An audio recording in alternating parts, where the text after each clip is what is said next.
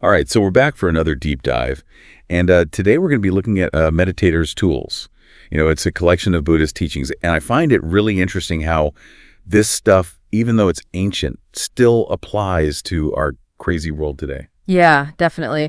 And what we're really going to be digging into is, the idea of like a developed mind from these teachings. How can we actually use those ideas in our everyday lives, Exactly right. And right away, the text talks about how easy it is for like our emotions to kind of take control of our actions. Like, think about it. You're super happy or like really angry, and suddenly you're not exactly thinking straight. Yeah, like we're puppets to our feelings, And the Buddha, in section 17, he actually talks about this, contrasting an undeveloped mind to a developed mind, right? And the developed mind, it's not swept away by those feelings. It just observes them, doesn't let them control its actions. So it's not about ignoring your emotions. It's more like not letting them run the show. Yeah. It's almost like when you're inside a really strong house during a storm, you see the wind, the rain, but you're safe inside, right? That's a great analogy. Though I gotta say, the way the Buddha got to that level of mental strength was pretty intense. Like, he experimented with, hardcore meditation, breath control. He even almost starved himself. Oh yeah, no, I need my coffee in the morning or I'm useless.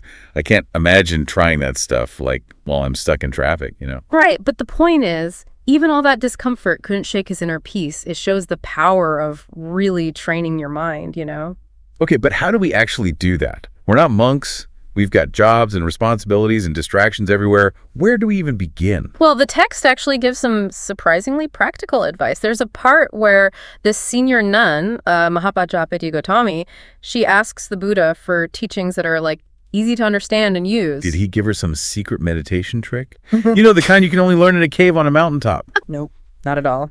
In section 18, he tells her to really pay attention to her actions and thoughts. Figure out which ones lead to peace and which lead to, suffering. So it's about building self-awareness, huh? Almost like taking stock of what you normally do, how you react. Does it usually make you feel better or worse? Yeah, exactly. It's like the text says, figuring out what qualities lead to passion, not to dispassion, to being fettered, not to being unfettered, right? And the opposite, what helps you feel free. It's funny how this ancient advice kind of lines up with what we know now from psychology, like recognizing when you're thinking negatively and then choosing a different way to respond. Oh, for sure. And it goes beyond just thinking about yourself. It's also about how your words and actions affect other people, like mindful communication, you know? You're thinking about that story with the baby who's got something dangerous in its mouth, right? Yeah. Section 20, the Buddha uses that to explain how important it is to choose your words carefully. You wouldn't want to hurt the baby more while you're taking the dangerous thing out. Our communication should be like that. It should build understanding and not cause more pain. That's such a clear image it makes you think. Like before we react in the moment, before we send that angry email, are our words actually helping or just making things worse? Exactly. It's about having that awareness that the teachings talk about, bringing that same care and attention to everything we do, even just talking to people. Yeah, I think most of us could use a bit more peace and mindfulness when we communicate. Especially these days, it feels like everyone's kind of on edge, Definitely. And it's a practice. You're not going to get it perfect every time. But even little changes in how we communicate can make a big difference, make our relationships better, make our work a bit more harmonious, Yeah, it really is something, how changing your mindset even a little bit or how you talk to people, it can actually make a difference.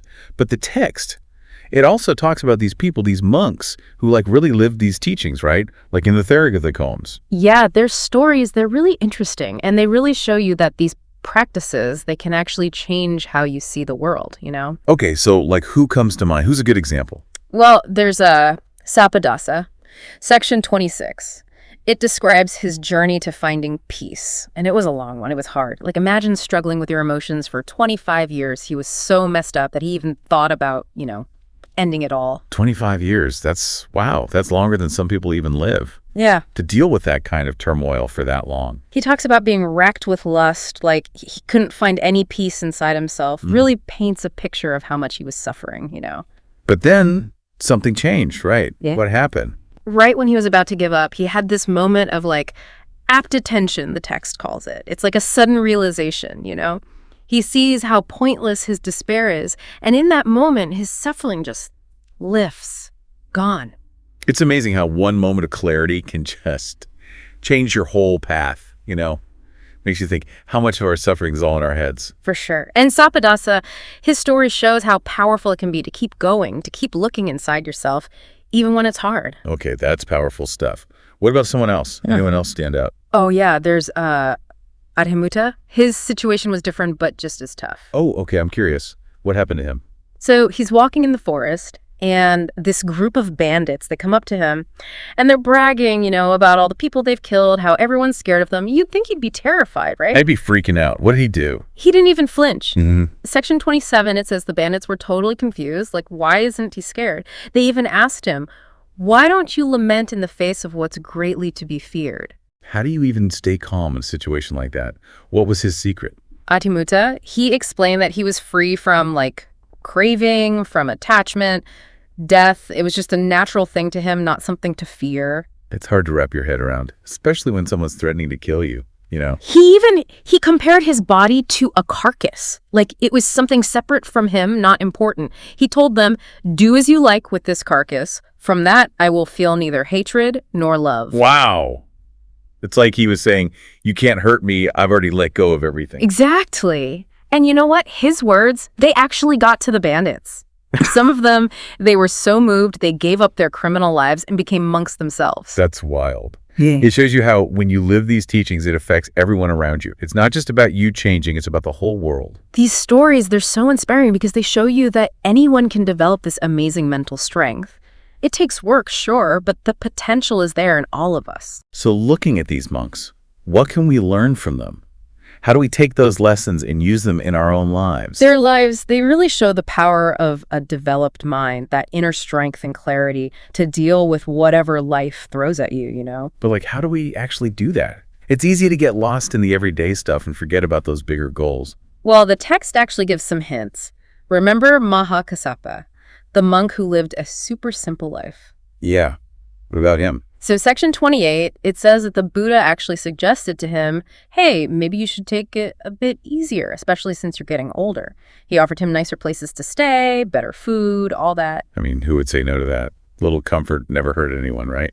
But Mahakassapa, he said no thanks. He felt like his simple way of living, it was important not just for him, but to show future generations how it's done. So it was about more than just his own practice. He wanted to leave a legacy, Exactly. And the Buddha, he respected that. He even praised him for practicing for the happiness of many out of compassion for the world. That's a good reminder that there's not just one way to use these teachings. It's about finding what works for you and using that to help others. It's about recognizing that there are many paths to awakening and respecting everyone's journey, We can find inspiration in these stories, but in the end, our practice is our own. So we've seen these amazing stories, these monks, really living these teachings.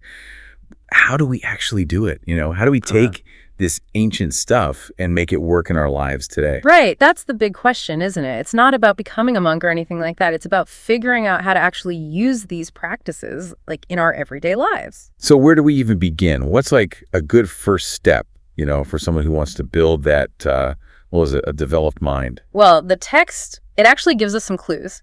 Remember how much the Buddha talked about mindful communication? Yeah. Like that story with the baby and the dangerous thing in its mouth? Oh, yeah, right. He said talking should be like taking out that dangerous thing, but without hurting the baby more. It really shows you how powerful words can be, It's a good reminder, especially these days when everyone's so quick to react online, So one thing you can try is just paying more attention to the words you use, especially when things are tough. So before you lash out, before you send that angry email, you stop and think, are my words going to make this better or worse? Exactly. It's like hitting pause before you do something you might regret later. Oh, yeah. I think we've all been there. It's so easy to just react in the moment, Let your emotions take over. And another good tip, it comes from that story with Mahapajapeka, remember? The Buddha tells her to pay close attention to what makes her feel peaceful and what makes her suffer. It's like taking a look at your own habits, your own reactions, right? Does what you normally do, does it usually make you feel good or bad? Exactly. Maybe take a few minutes each day to just think about your day. What habits make you feel good? Which ones lead to trouble? That kind of self-reflection, it can really change things. It helps you see what you're choosing and how those choices are affecting you. And hey, remember those amazing monks we talked about? The ones who overcame all that hardship and built such incredible mental strength? Yeah. Their stories were so inspiring. They showed us what's really possible with these teachings. What if you sought out more stories like that, Not just from Buddhist teachings, but from anywhere. Reading about people who have faced challenges and thrived, it can really give you motivation. It reminds you that you're not alone, right? There are so many people who have found ways to be strong, to be kind, to find peace, even when things are hard. And you never know, maybe someday your own story will inspire someone else. We all have that potential, to live these teachings and make the world a better place. Well, I think that's a great place to wrap up our deep dive into a meditator's tools. It's been amazing to see how these ancient teachings can actually help us with the stuff we face every day. And remember, developing your mind. It's a journey, not a destination. It's about making those small efforts every day to be more aware, to be wiser, to be kinder. And like we saw with those stories, that journey, it can really change everything, not just for you, but for everyone around you. So keep learning, keep practicing, keep sharing what you learn. We all have the power to master our minds and make the world a more peaceful place.